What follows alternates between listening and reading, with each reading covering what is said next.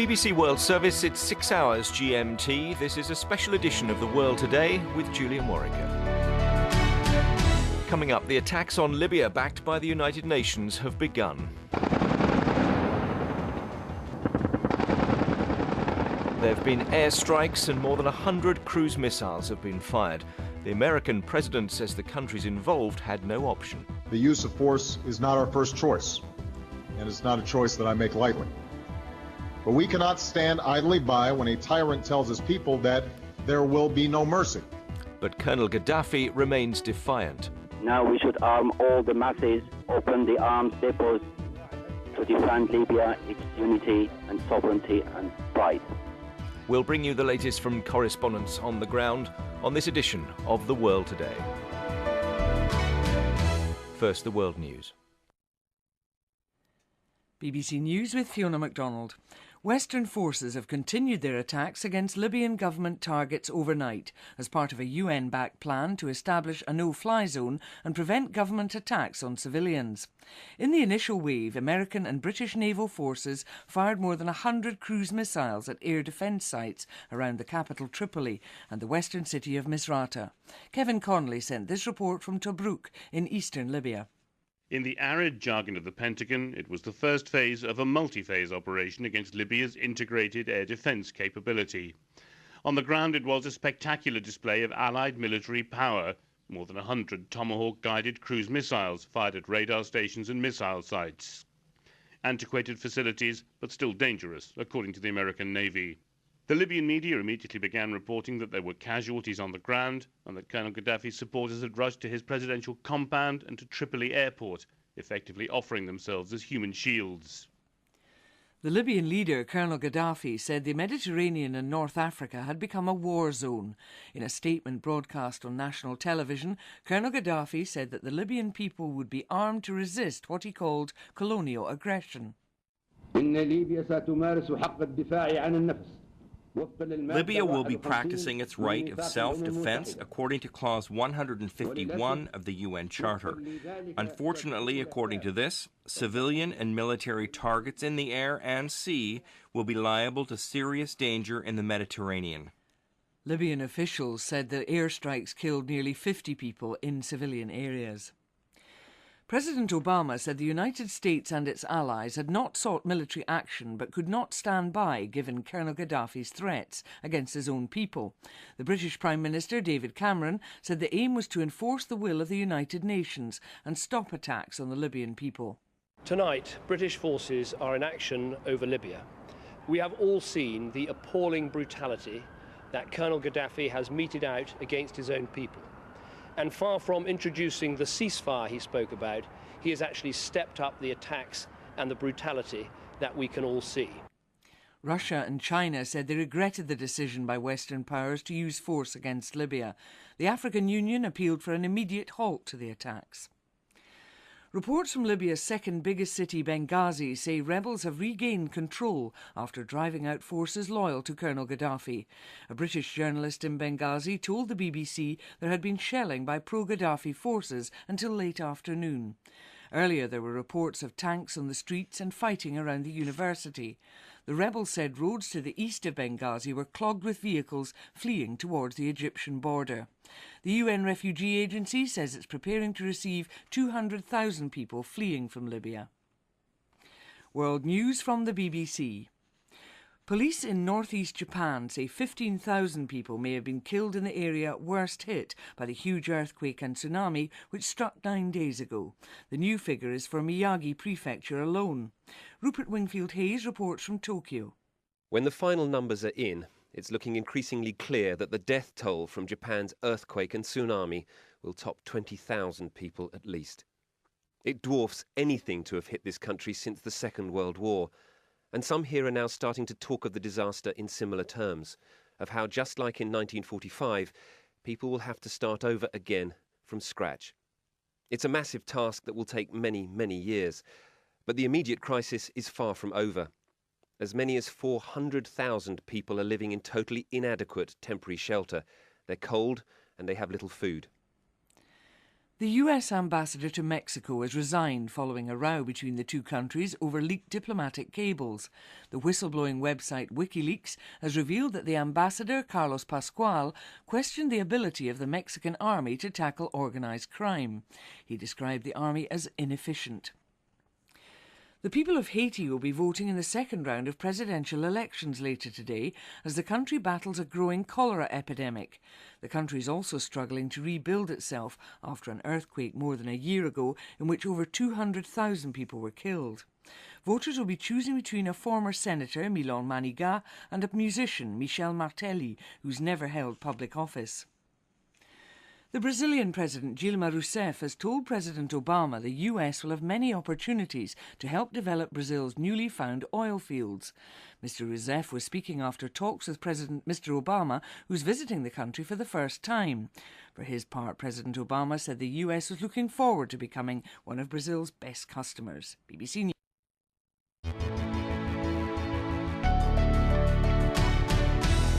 You're listening to a special edition of The World Today on the BBC World Service with me, Julian Warwicker. So air and missile strikes on Libya by Western forces have begun. They're part of the UN-backed plan to establish a no-fly zone and prevent government attacks on civilians. French military aircraft went into action first over the rebel-held city of Benghazi, which was under attack from government forces. They said they destroyed a number of tanks and armoured vehicles. A few hours later, American and British naval forces fired at air defence sites around the capital Tripoli and the western city of Misrata. These were the sounds around Tripoli in the early hours of the morning.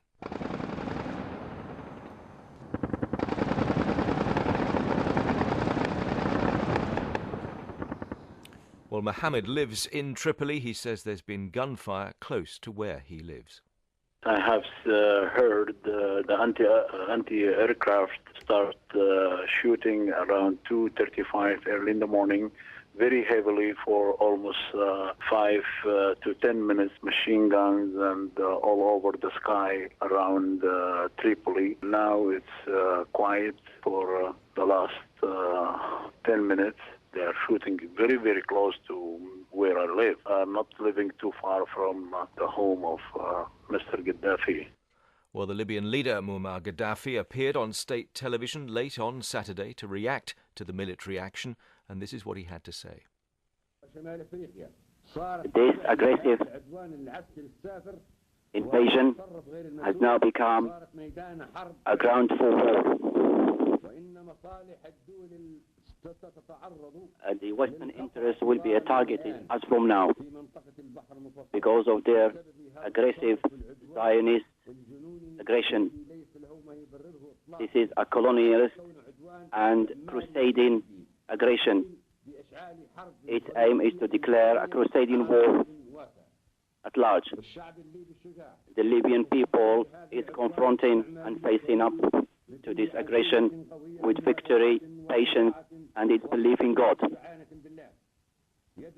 And is supported by citizens from the Arab nations, Muslim nations, and peoples from Latin America and Asia and Africa.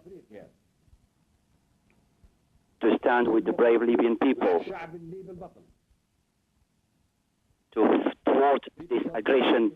This aggression only makes the Libyan people more stronger and consolidate its will. Now we should arm all the masses, open the arms depots to defend Libya, its unity and sovereignty and pride. Well, President Obama said the United States and other coalition countries had done everything they could to prevent military action, but there'd been no alternative. This is not an outcome that the United States or any of our partners sought. Even yesterday, the international community offered Muammar Gaddafi the opportunity to pursue an immediate ceasefire, one that stopped the violence against civilians and the advances of Gaddafi's forces.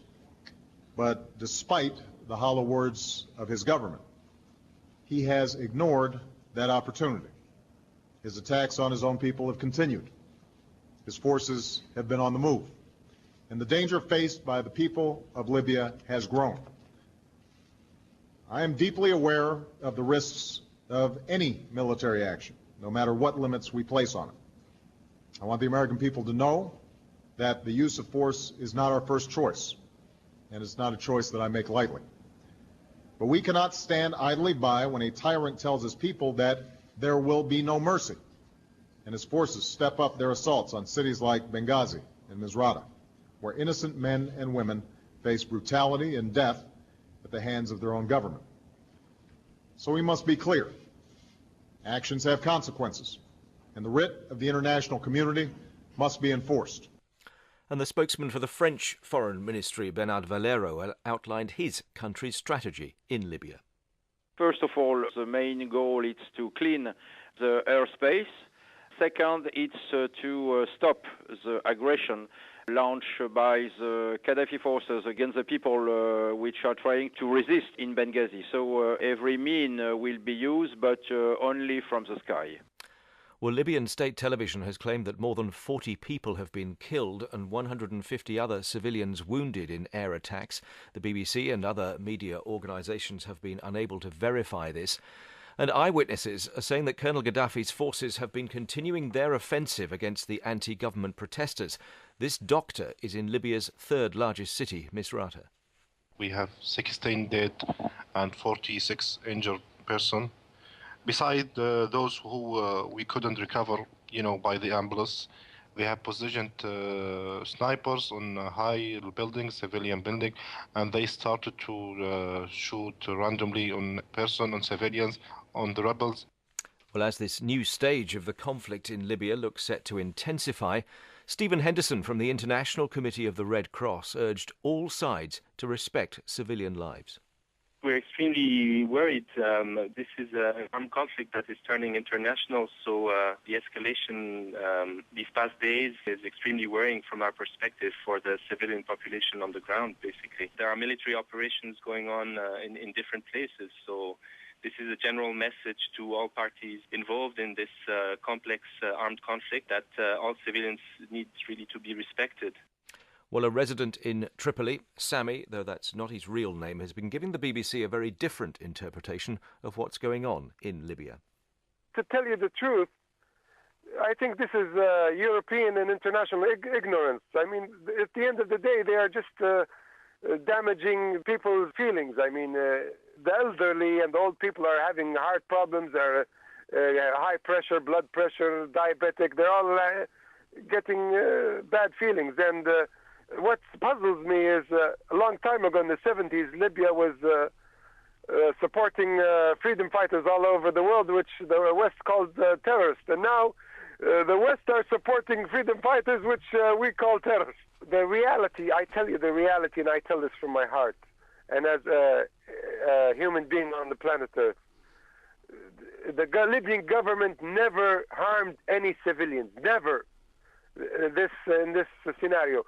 They only fight against militias, civilians who took arms in their hands and want to make chaos and are starting shooting and attacking oil refineries and want to make a holy war by this Islamic fundamentalists and come and invade Tripoli to change the regime.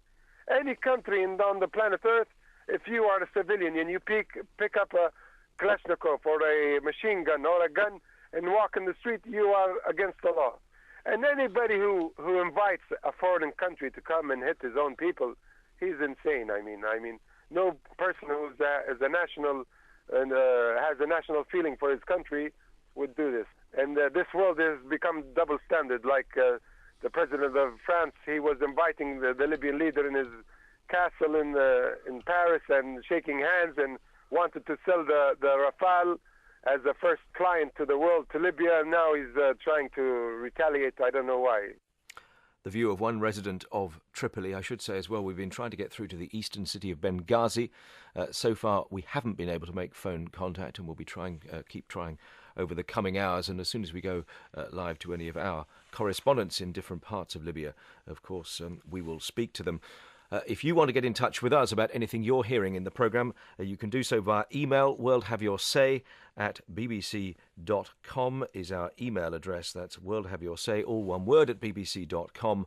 Or you can send an SMS message to us via your mobile phone on 447786 2060 80.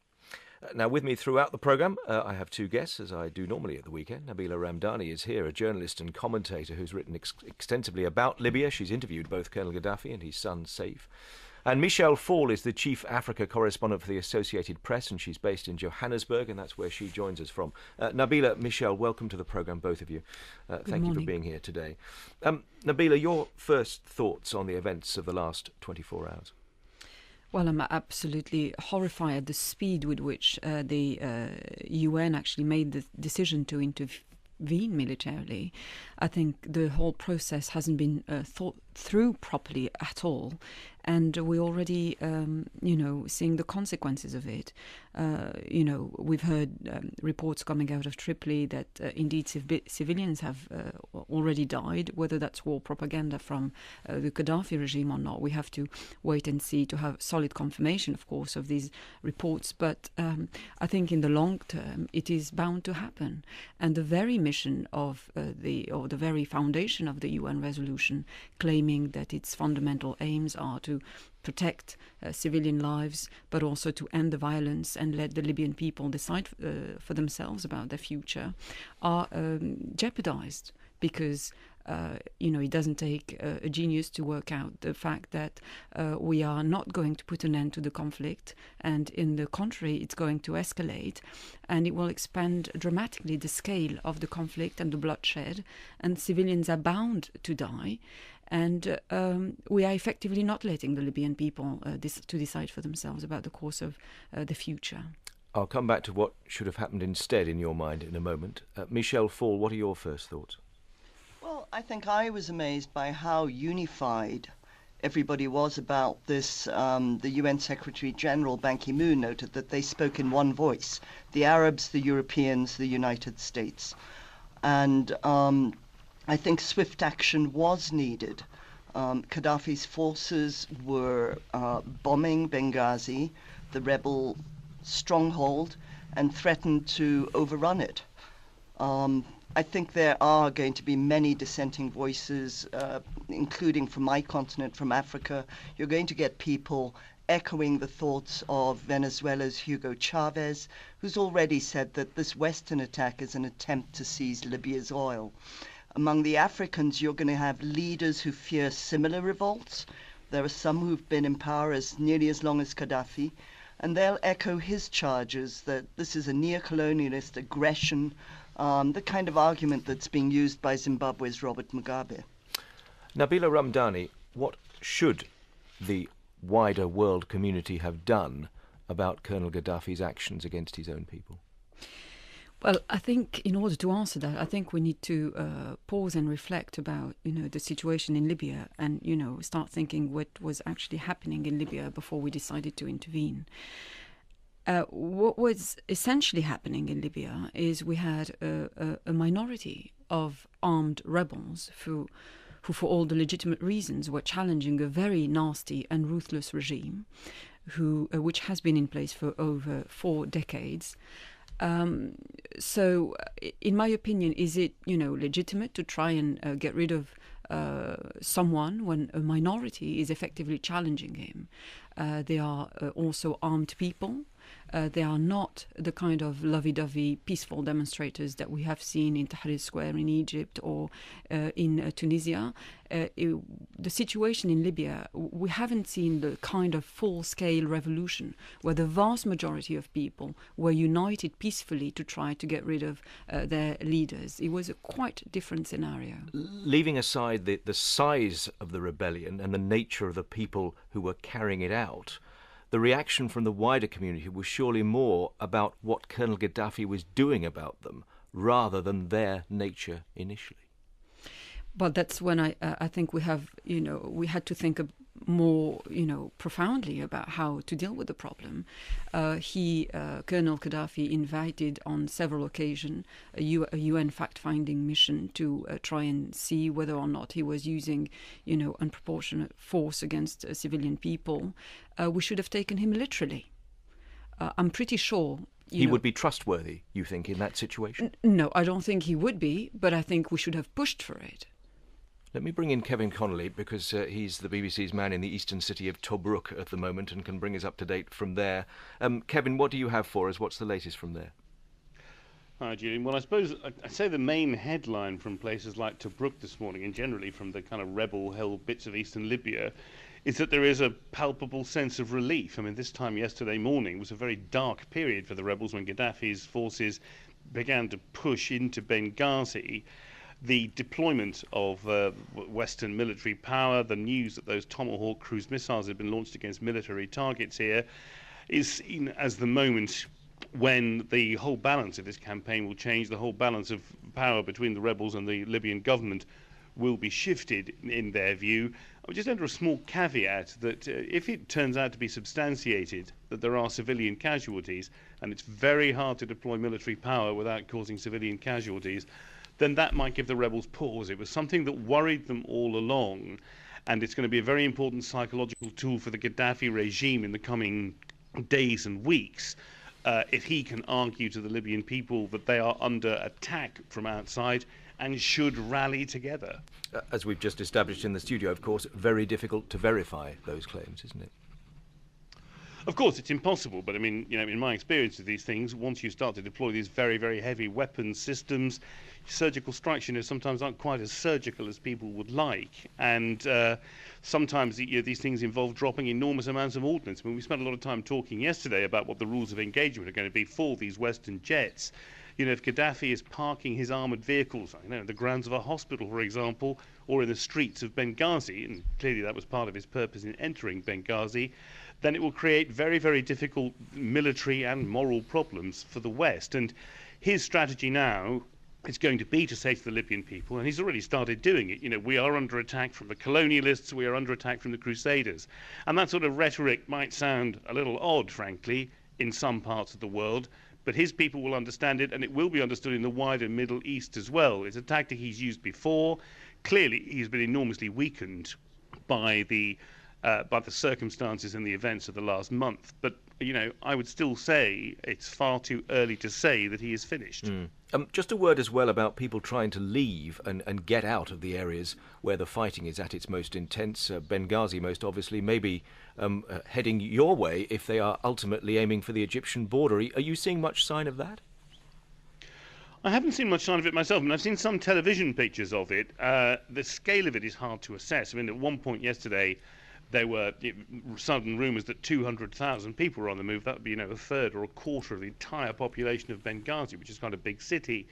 There's no sign of it yet, but I mean, clearly, whenever the fighting has rolled into town in these much smaller places, Ajdabia, Ras Lanuf, Brega, the people have moved out. The deployment of modern military systems is utterly terrifying, and people certainly do move. I mean, and it will be a real problem here as well, because distances in Libya are colossal. It's probably 5 hours drive, I think, from Benghazi to Tobruk. I can't remember the last time I drove it, how long it took, but it's several hours further to the Egyptian border, and this is poor country and desert country, so it would be very, very tough indeed to be a refugee here.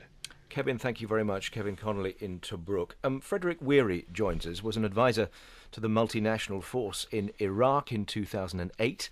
Now he's with the think tank the RAND Corporation and joins us on the line from California. Frederick Weary, welcome to the programme. Thank you for joining us.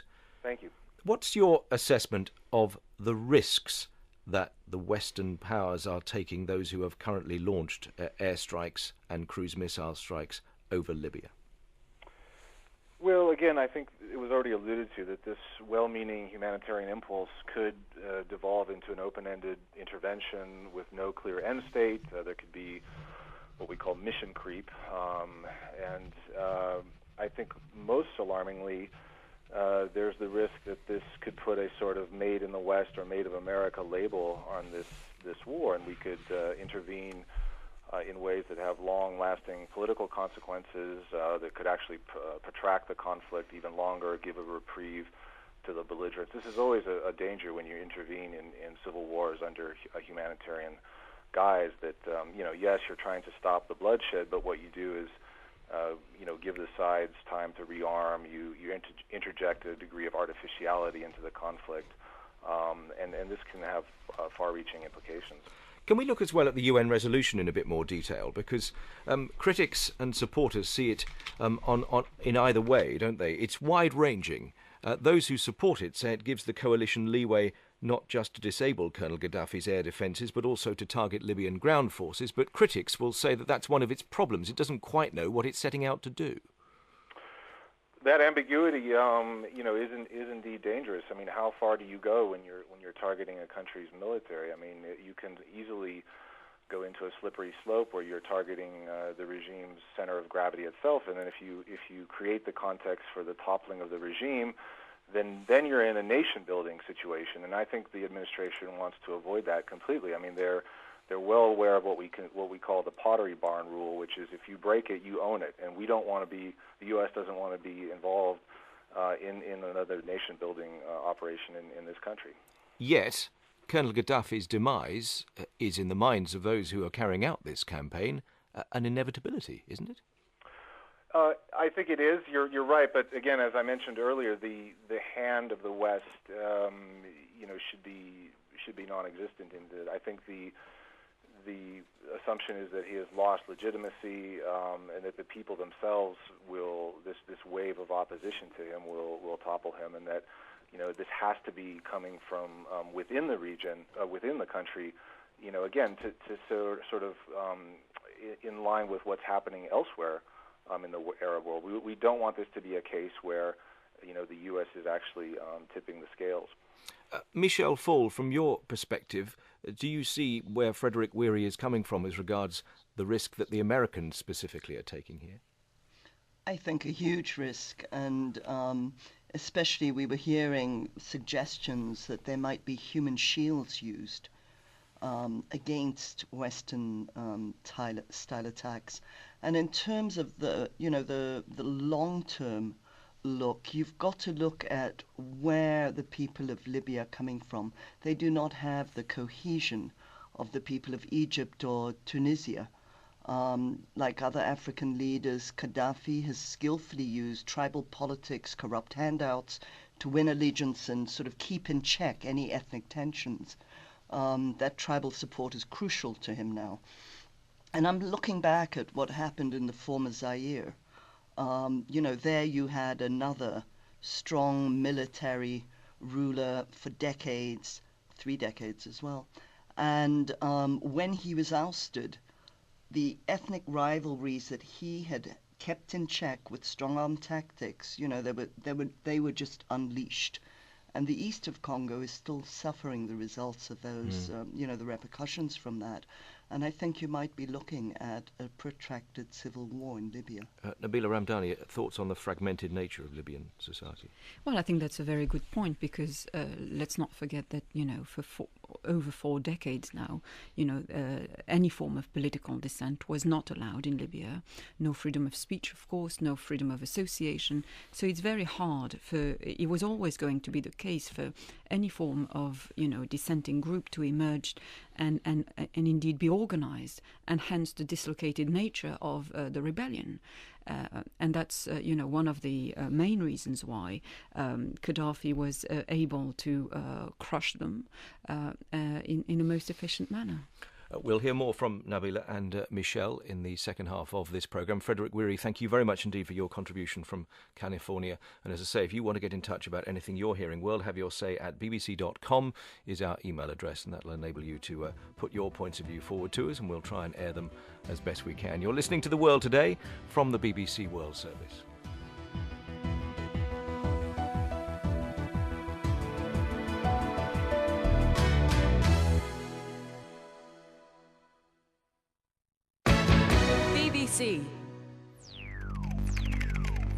A husband blames his marriage breakdown on his wife's obsession with social networks.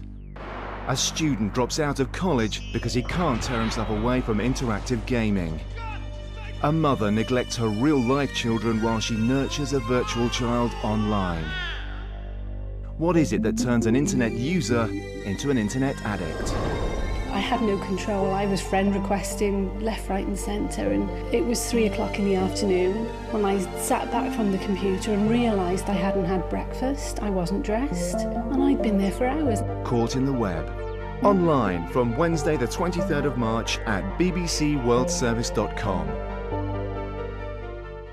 You're never too far away from finding out the latest news from around the world with a bulletin every half hour and one coming up in just a moment here on BBC World Service.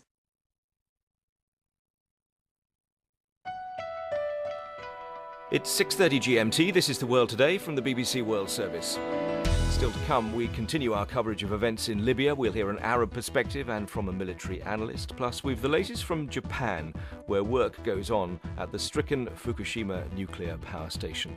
That's all here on The World Today with me, Julian Warwicker.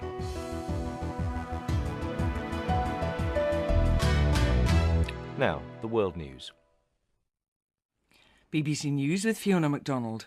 Western forces have continued their attacks against Libyan government targets overnight as part of a UN-backed plan to establish a no-fly zone and prevent government attacks on civilians.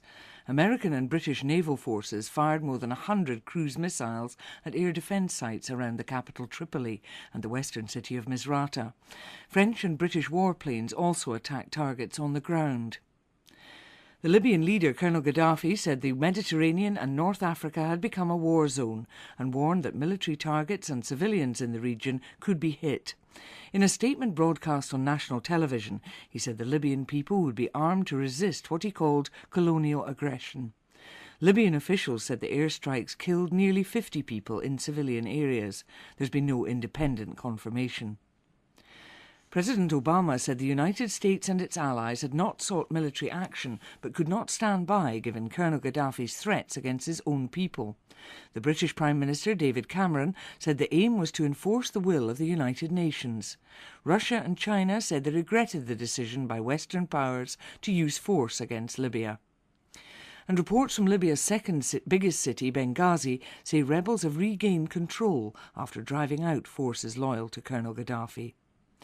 In other news, police in northeast Japan say 15,000 people may have been killed in the area worst hit by the huge earthquake and tsunami which struck 9 days ago. The new figure is for Miyagi Prefecture alone. The Japanese army has joined attempts to cool down the badly damaged reactors at the Fukushima nuclear power station. The United States ambassador to Mexico has resigned following a row between the two countries over leaked diplomatic cables.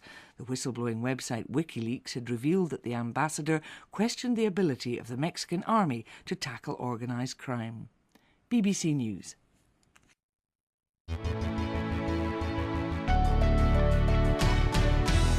You're listening to The World Today from the BBC World Service. I'm Julian Warwicker. So Western forces have launched air and missile strikes on Libya as part of a UN-backed plan to establish a no-fly zone and prevent government attacks on civilians.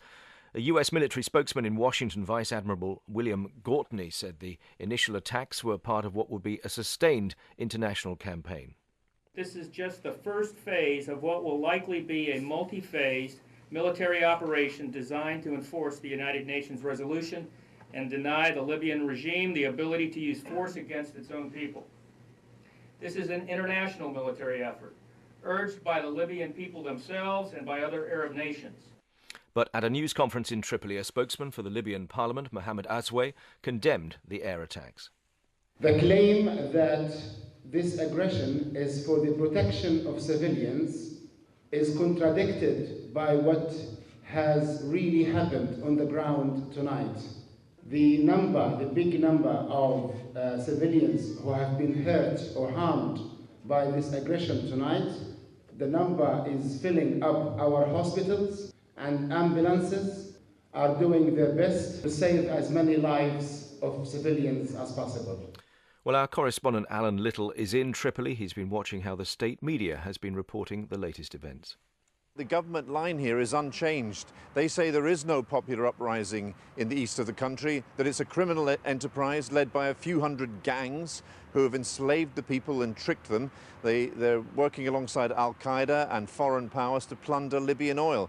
Now, that's not a version of events that anybody in the outside world believes, but the government here insists upon it, and state media has been preparing the people all day for what has been happening tonight. It's been showing pictures round the clock of the 2003 invasion of Iraq and the aftermath of that, and in particular images of US servicemen maltreating ordinary Iraqi prisoners and civilians. So a very anti-Western sentiment coming from the state media.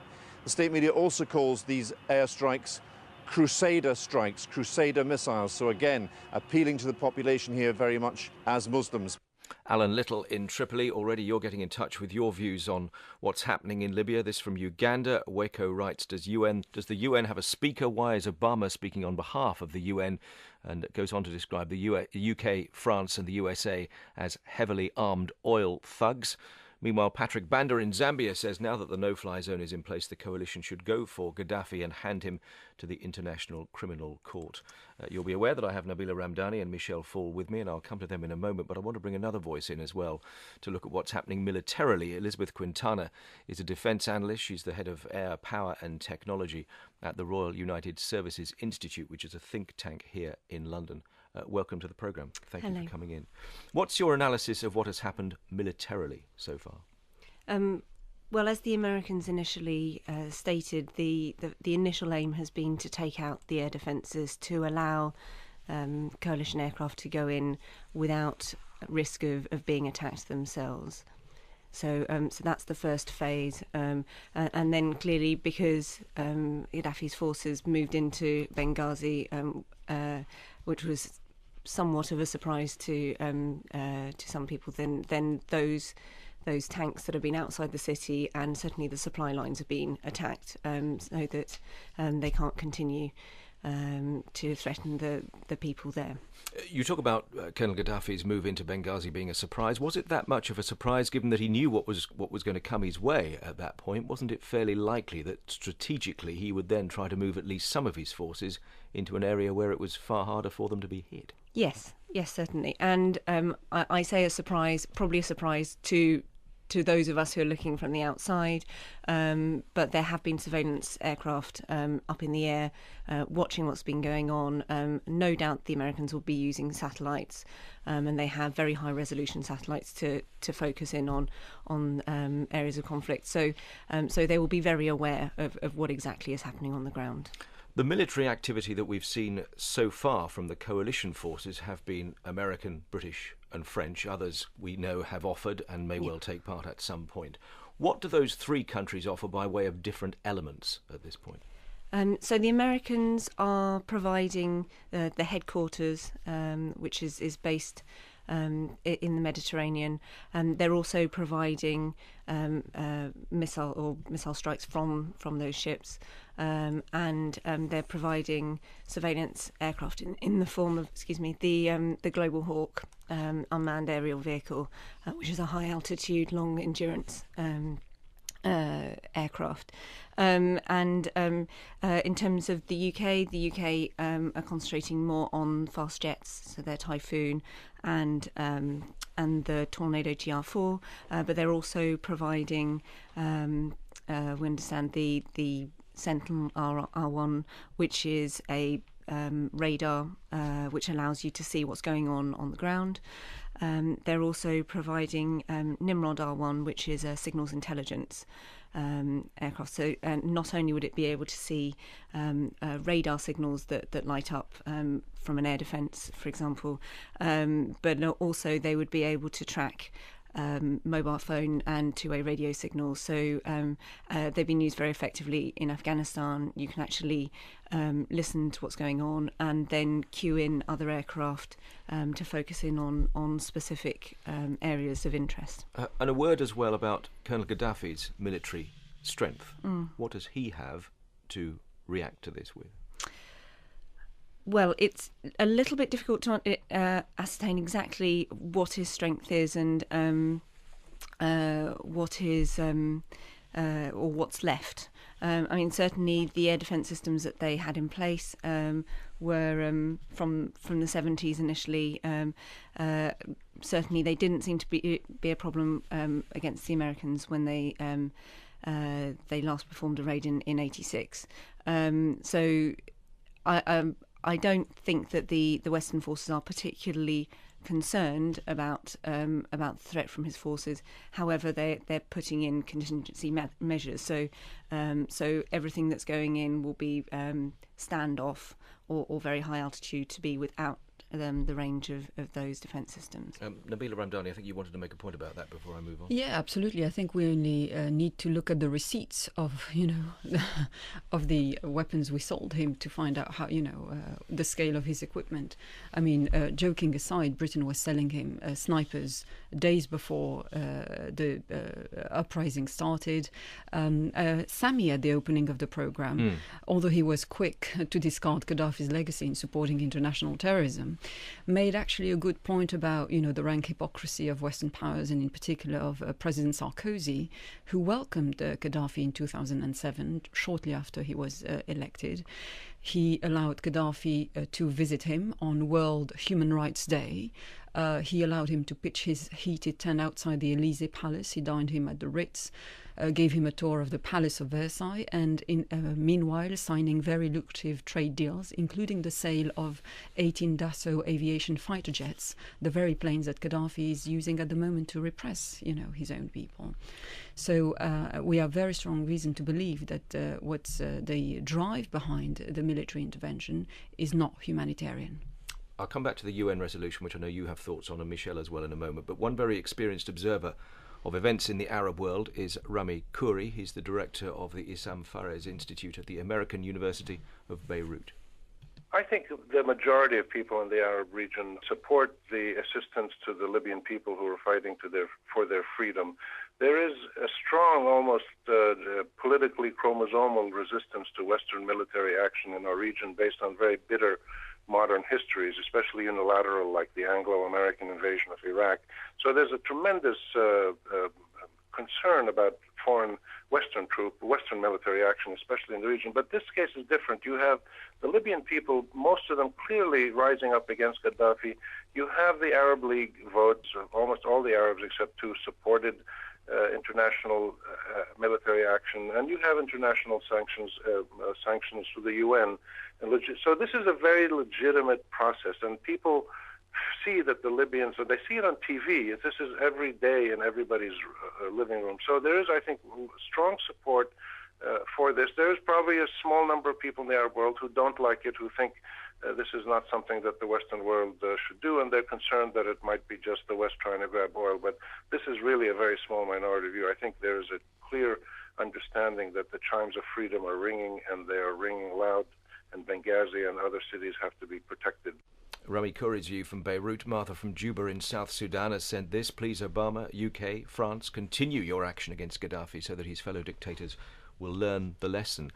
Michelle Fall, you talked about the speed that the United Nations arrived at the resolution that it did. Do you have any reservations that it was perhaps too speedy in the end? As Nabila Ramdani has been saying here, have some important things not been considered that should have been before the action started? I don't think so. The West was very slow, and the United Nations very slow in reacting to the swell of protests in Tunisia and in Egypt. And until we got the vote on the no-fly zone, I think there were feelings that people were not acting quickly enough, and that if swift action wasn't taken, that Gaddafi's forces would overwhelm the protesters and the rebels. And I think that, was a very, very real danger up to yesterday with the airstrikes on Benghazi, and only stopped by the launching of the missiles. I'm bound to say, Nabila Ramdani, that one of the many criticisms you don't very often hear of the United Nations is that it's acted too quickly. Well, I mean, Michelle was saying that there was the Western countries were too slow to react to events in Tunisia and Egypt. I would, challenge that. I think France was very prompt indeed to support Ben Ali and Mubarak. And let's not forget that the now ex-foreign minister, who had to resign over that actually, was very prompt to, make very eloquent speeches in the French Parliament to offer not only financial but also military help to both Ben Ali and Mubarak. So I don't think, looking at what the way the French are leading the way on on Libya now, it's quite staggering to see, the amount of hypocrisy. Let's not also forget that, there was a very controversial episode in France over the situation in Tunisia and Egypt because a number of cabinet ministers had actually spent their Christmas holidays with, different autocrats in the Arab world. When the prime minister and his wife and his 5 children were staying with the Mubaraks, the ex-foreign minister was staying with Ben Ali, and the president of France and his wife were staying with the king of Morocco. And I doubt very much that they were there to gather intelligence. The argument, though, here, of course, is that this is different. In Egypt, in Tunisia, there were largely peaceful protests which eventually ended in people being overthrown. Is that a reason to offer financial and military help? No, that's not what the point I was making. But the point I'm making on behalf of the international community is that here, in the wake of what Colonel Gaddafi was doing in response to what began as peaceful protests, they then sat down across the globe, including the Arab League, and said, we've got to do something. Well, they should have sat down a bit longer, dare I say, because there remains, an awful lot of unanswered question. For example, there's the risk of a sinister stalemate settling in Libya. It's one thing to make sure to guarantee that indeed Gaddafi respects the ceasefire that he announced. But what if he respected it? What if the rebels, move towards Tripoli and start attacking Tripoli and what is the international community supposed to do? What about the Arab League's support for this? What about the fact that the rebels clearly wanted it to happen? I think that's a very good point. I think the Arab contribution was largely tokenistic. That's what the West needed to justify an action, not to be perceived as, the Christian West against the Arab Muslim world. But also I believe that the Arab countries involved have an interest in seeing Gaddafi gone. I think the UN resolution was... the Prime Minister David Cameron kept saying that they have a strong legal basis for that. Let's not forget that 5 countries abstained. These are not minor countries. We're talking about Russia, China, and more crucially, Germany. And the strongest voices in the Arab world are indeed Algeria and Syria, and they forcefully opposed the resolution as well. Okay, we'll return to Libya plenty more in the coming minutes. But I want to turn our attention to Japan for a moment, because in Japan, work is going on to re-establish control at the Fukushima nuclear power station, so badly damaged, of course, by the earthquake and tsunami more than a week ago. Meanwhile, the Japanese authorities are now saying the number of people known to have died in the disaster has risen to more than 7,500. Another 11,000 are still missing. We'll hear from our correspondent in Japan in a moment. First, though, the voice of Mayu Iwakami, who lives in a suburb of Sendai, one of the worst-hit cities. She's been giving us her reflections on the week just gone. Oh, definitely very sad, but we don't have an option to be negative about the situation. We just have to get on our life and try to get the usual life back. There are so many things heartbreaking, and often I cry in the night thinking about the kids. There are some people still not even in a shelter because shelters are full. They stay in a garage in some of the remote, isolated little fishing village in Miyagi Prefecture. Well, we can speak now to Roland Burke, who's in Kamaishi in northern Japan. Roland, let's talk first of all about Fukushima. What's the latest from there? Well, the latest is that the pumping operation by the fire brigade trying to get water into the spent fuel storage ponds seems to have been somewhat successful. But there is concern about pressure in one of the reactors, and there's talk about venting steam from that, which would of course mean a release of radiation.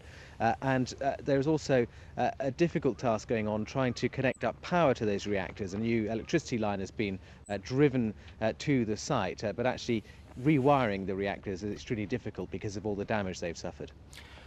The word coming out from the authorities now seems to be a little bit more positive about the eventual outcome of this work. Is that a fair reading of the situation now? I think that's perhaps a bit optimistic. The Prime Minister the other day was talking about optimism being unwarranted. And certainly when you talk to experts and the kind of advice foreigners are getting from embassies, the word is of weeks of uncertainty before we'll know which way it's going to go. Embassies are organising distribution of iodine tablets, for example, which is something that can be taken to mitigate the effects of radiation. So I don't think it's going to come to a neat ending soon. It's a crisis that's going to last for quite a long time. I mentioned the latest death toll figures, now more than 7,500, another 11,000 still missing. The fear, of course, that those figures will continue to rise.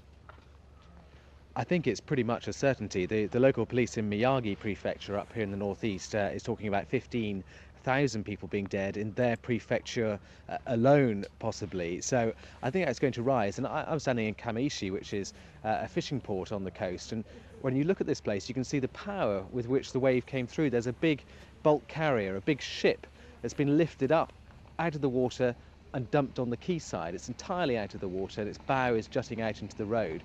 And the small community between the port and the hills that rise up at the back of the town, that's just been completely smashed away. Everybody's houses have been jumbled up together into a mess of roofs and wood and people's possessions and cars on their roofs, all smashed up together. So the clear up here, it's not even beginning. People are picking through, trying to find reminders of loved ones, trying to find precious possessions. Roland Burke in northern Japan, thank you very much indeed. You're listening to The World Today from the BBC World Service. Now let's take a step back for a moment with regards to events in Libya and compare the scenes we are seeing there with the situation in Egypt. Two countries, two attempts at unseating a leader of many years, one peaceful, one not. It raises the question, which is more effective as a force for change, violent or non-violent resistance? Well, it's a question being examined by Erica Chenoweth. She's an assistant professor of government at Wesleyan University in the United States, and she's been comparing the outcome of hundreds of violent insurgencies with cases of non-violent resistance since 1900. She found that the non-violent movements were much more successful. Well, here Erica reflects on the situation in Libya and Egypt, describing some of the images she's seen and the sounds she's heard over the past few weeks. I remember watching on a YouTube video images of an automatic gunfire coming out of helicopters that were strafing these nonviolent protesters. And I could hear honking horns and people celebrating Gaddafi's refusal to step down. And this was overlapping with the sounds of people calling for his overthrow. And my sense of it was that Gaddafi was, again, deliberately trying to provoke a violent response from the revolution. And he took a no-holds-barred approach to this by just being really callous and brutal about his repression. And in this case, it worked. He did provoke the people into using violence and abandoning nonviolent methods.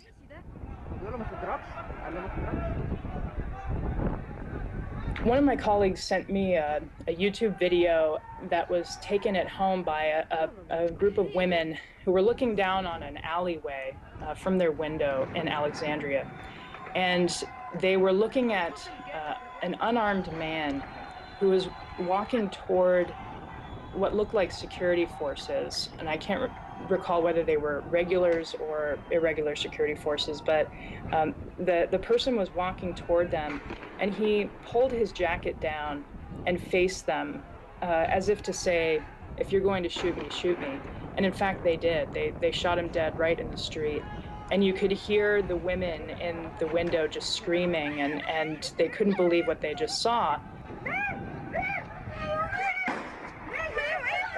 This is the level of repression that the Mubarak regime was capable of, and yet the people were disciplined enough and well prepared enough to both expect this type of repression and to not respond to it in a way that would have escalated their own tactics to violence and therefore forced them to confront the regime on its own terms.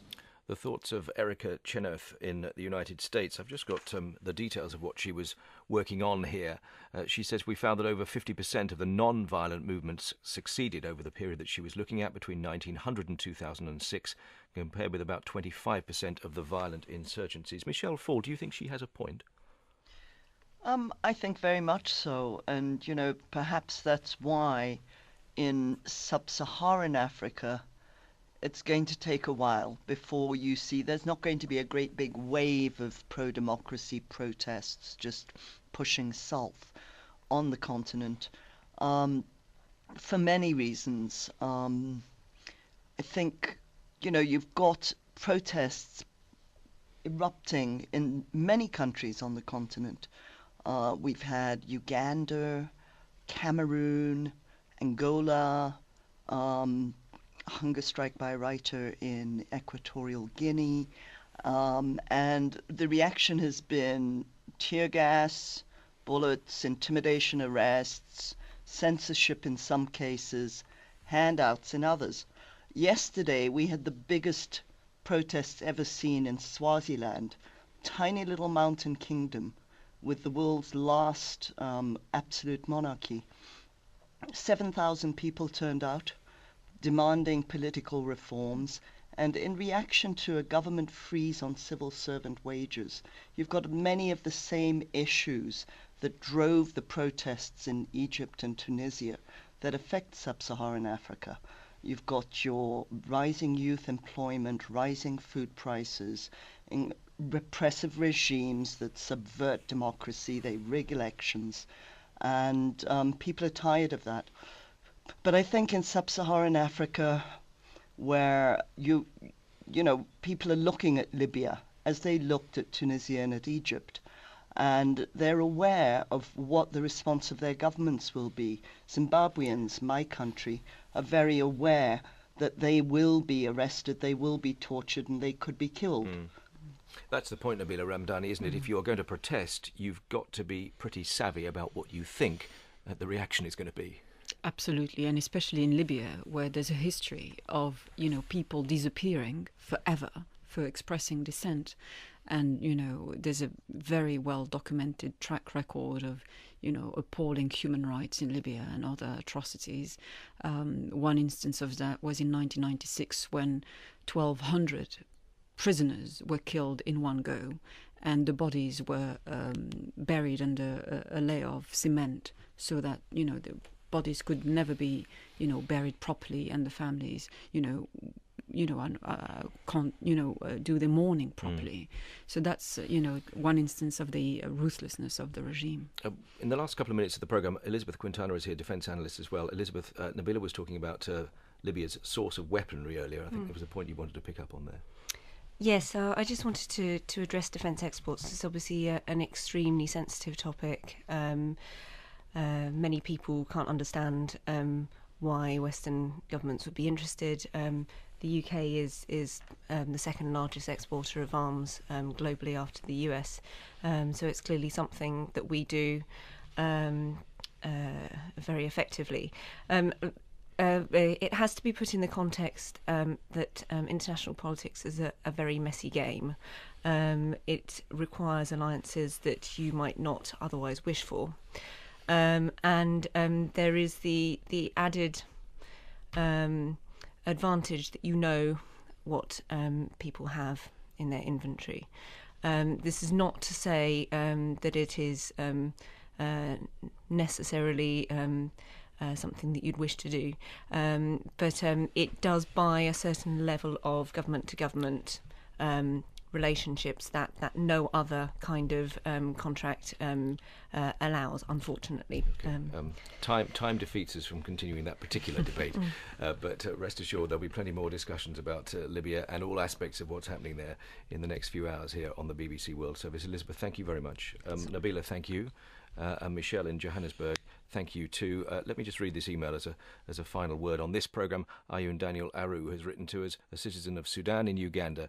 He writes, why didn't the West intervene when the people of Darfur were being killed by the regime in Khartoum? I think the West has some hidden agenda, considering the level of the response in Libya. Thank you for that, Ayun, and to everybody else who got in touch and listened to this programme. This is the BBC World Service.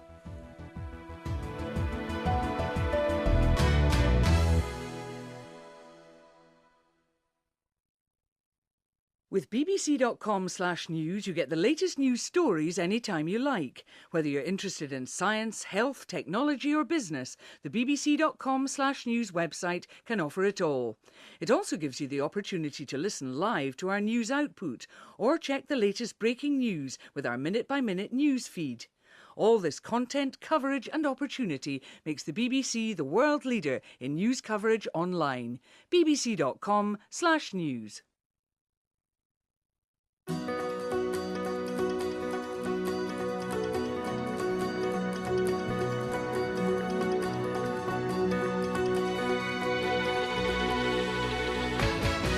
This is the BBC in Naples, Tel Aviv, Perth, Accra. Wherever you are, you're with the BBC.